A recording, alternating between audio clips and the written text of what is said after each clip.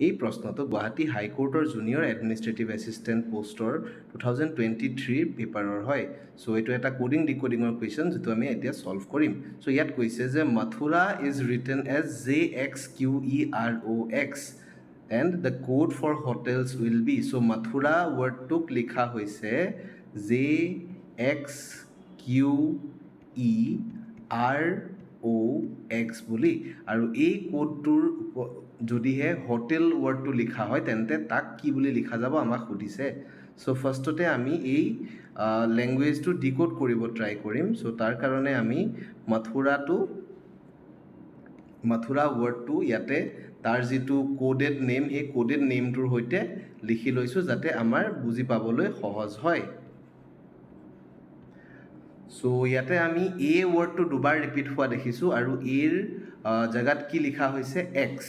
তাৰমানে আমি গম পাইছোঁ যে এই ৱৰ্ডটোৰ যিটো অপজিটত মানে এটো ফাৰ্ষ্ট লেটাৰ আৰু এক্সটো লাষ্ট লেটাৰ, চ' তাৰ অপজিট ৱৰ্ডটো ইউজ কৰা হৈছে। আৰু বাকীকেইটা ৱৰ্ডত যদিহে আমি চাব যাওঁ জে আৰু এমৰ মাজত যদি ডিফাৰেঞ্চ চাব যাওঁ তেন্তে তাৰ ডিফাৰেঞ্চ আছে দুটা ৱৰ্ডৰ।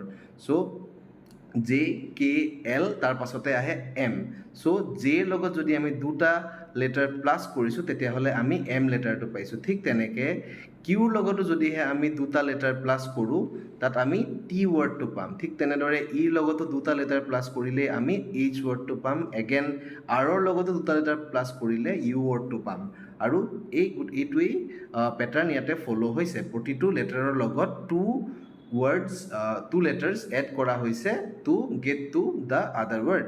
চ' এতিয়া আমি হোটেলছ ৱৰ্ডটোক ডিকোড কৰি পেলাই এইটো কোড লেংগুৱেজত তাৰ নামটো ওলাব লাগে।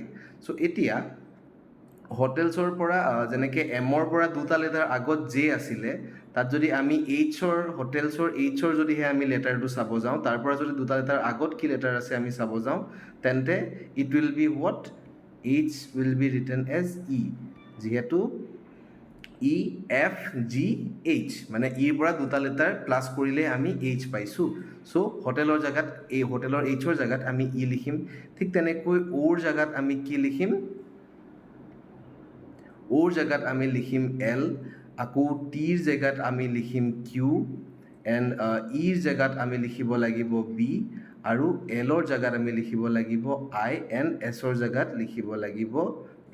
চ' আমাৰ ফাইনেল আনচাৰটো ওলালে ELQBIP, এণ্ড ইয়াত যদি আমি অপশ্যনছত চাওঁ then option B will be the correct option. ধন্যবাদ।